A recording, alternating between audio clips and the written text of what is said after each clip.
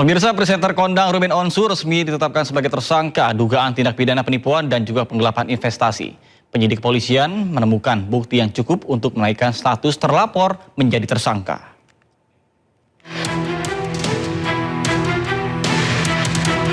Presenter kondang Ruben Onsu resmi ditetapkan sebagai tersangka oleh penyidik Polres Metro Jakarta Selatan terkait dugaan tindak pidana penipuan atau penggelapan. Penyidik kepolisian menemukan bukti yang cukup untuk menaikkan status terlapor jadi tersangka. Menurut Kasih Humas Polres Metro Jakarta Selatan AKP Joko Adiwibowo, korban mengaku mengalami kerugian akibat janji investasi yang ditawarkan oleh pihak Ruben. Tergiur dengan janji keuntungan yang menggiurkan, korban kemudian menyerahkan sejumlah modal kepada mantan suami Sorwendah tersebut. Terlapor saudara RSO statusnya dialihkan sebagai tersangka.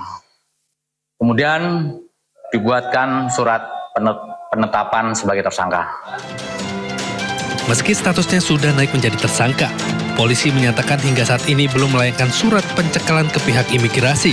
Namun penyidik telah menjadwalkan pemeriksaan perdana terhadap Ruben Onsu dalam kapasitasnya sebagai tersangka pada pekan depan. Dari Jakarta, Raffi Wardani, iNews melaporkan. Pemirsa, Kementerian Haji dan Umroh usulkan biaya penyelenggaraan ibadah haji atau BPIH tahun 2027 naik 10 hingga 15% menjadi 107 juta rupiah. Namun biaya yang dibayar setiap jemaah justru turun dari tahun sebelumnya menjadi 42 juta rupiah.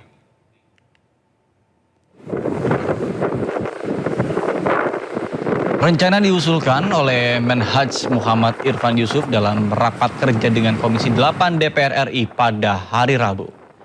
Meskipun BPIH naik, namun ongkos haji yang dibayar oleh jemaah turun dari sebelumnya 54 juta rupiah 2026 menjadi 42 juta rupiah di tahun 2027 atau 40% dari keseluruhan BPIH. Biaya tersebut akan dipergunakan untuk biaya penerbangan hingga akomodasi ke Tanah Suci.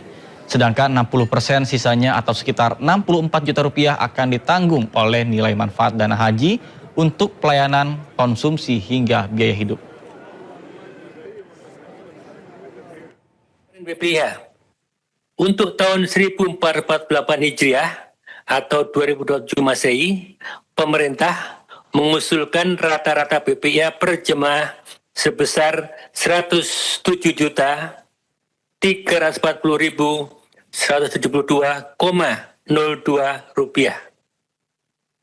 Dengan komposisi BPIH sebesar 42.936.068,81 rupiah atau sebesar 40%. Dan nilai manfaat sebesar 64.404.103,21 rupiah atau sebesar 60%. Komponen yang dibebankan langsung pada jemaah haji dengan menggunakan asumsi dasar di atas, pemerintah mengusulkan biaya rata-rata besaran BPIH tahun 1448 Hijriah atau 2027 Masehi sebesar 42.936.068,81 rupiah yang terdiri dari komponen biaya penerbangan dari embarkasi ke Arab Saudi, akomodasi Mekah, dan totalnya sebesar 42.936.068,81 rupiah. Pemirsa, warga kategori desil 9 dan 10 atau dengan pengeluaran lebih dari 2,2 juta per bulan bakal dilarang beli BBM Pertalite mulai akhir tahun ini. Rencana pembatasan Pertalite berdasarkan kategori desil memicu polemik.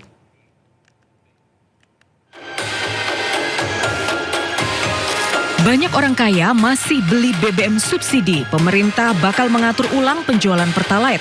Rencananya warga sangat kaya dan super kaya yang berada di kategori desil 9 dan 10 bakal dilarang beli BBM Pertalite mulai akhir tahun ini. Menteri SDM Bahlil Lahadalia menyatakan rencana itu masih dimatangkan. Namun Bahlil menekankan BBM subsidi seharusnya tidak dikonsumsi masyarakat mampu. Masa kita mau pakai subsidi? Yang saudara yang kaya-kaya yang sudah mampu itu jangan ngambil hak rakyat lah, kira-kira begitu. Subsidi itu ya untuk saudara-saudara kita yang berat menerimanya. Rencana pembatasan Pertalite berdasarkan desil memicu polemik.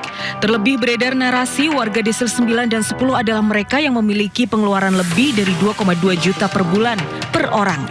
Masyarakat menilai kategori tersebut tidak mencerminkan kondisi ekonomi sebenarnya. Menteri Sosial Syaifullah Yusuf pun angkat bicara. Menurut Mensos, pengelompokan desil bukan atas variabel gaji dan pengeluaran saja, tapi variabelnya banyak, mulai dari tingkat pendidikan, jumlah anggota keluarga, pekerjaan, kondisi hunian, kepemilikan aset hingga pengeluaran bulanan. BPS ya akan mengukur dan kemudian menentukan keberadaan setiap keluarga atau setiap individu dalam desil-desil itu, mulai dari desil 1 sampai desil 10. Sejak awal kami sudah sampaikan bahwa desil ini dinamis ya, karena data ini dinamis. Sebelumnya, BPS menyebut desil 9 dan 10 merupakan kelompok masyarakat di peringkat 20% teratas dari sisi kesejahteraan ekonomi. Selama ini kelompok sangat kaya dan super kaya masih banyak beli BBM subsidi. Akibatnya negara harus menanggung subsidi BBM hingga ratusan triliun rupiah setiap tahun. Pembatasan Pertalite bakal menghemat anggaran subsidi hingga 17 triliun rupiah per tahun. Tim Liputan iNews melaporkan. Pemirsa, desil merupakan pembagian kelompok keluarga berdasarkan urutan tingkat kesejahteraan. Lalu siapa sajakah yang termasuk ke dalam kelompok desil 9 dan 10?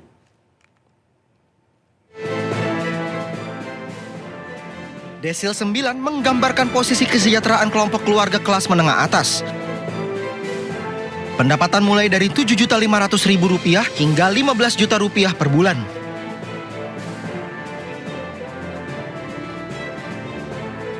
Sementara untuk desil 10 menggambarkan posisi kesejahteraan kelompok keluarga atas dengan pendapatan lebih dari Rp15 juta per bulan.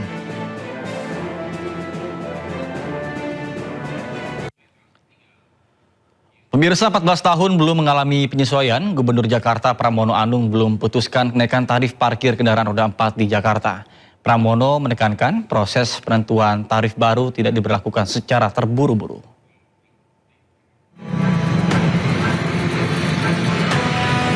Muncul wacana kenaikan tarif parkir hingga Rp60.000 per jam untuk kendaraan roda 4 di wilayah Jakarta.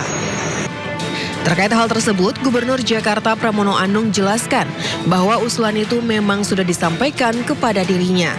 Namun hingga kini ia belum mengambil keputusan terkait rencana kenaikan tarif parkir tersebut. Pramono juga jelaskan pembahasan mengenai tarif parkir juga tengah dilakukan Panitia Khusus Perparkiran DPRD Provinsi DKI Jakarta. Sudah ada usulan untuk revisi mengenai tarif parkir. Secara jujur saya menyampaikan sampai hari ini saya belum memutuskan. Karena keputusan untuk menaikkan tarif parkir adalah kewenangan gubernur.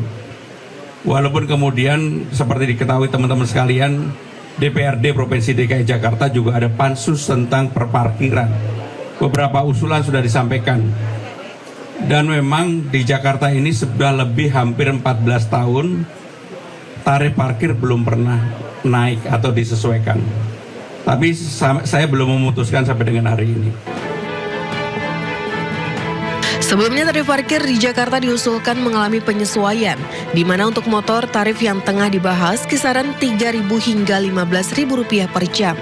Sementara untuk mobil diusulkan rentang Rp6.000 hingga Rp60.000 per jam.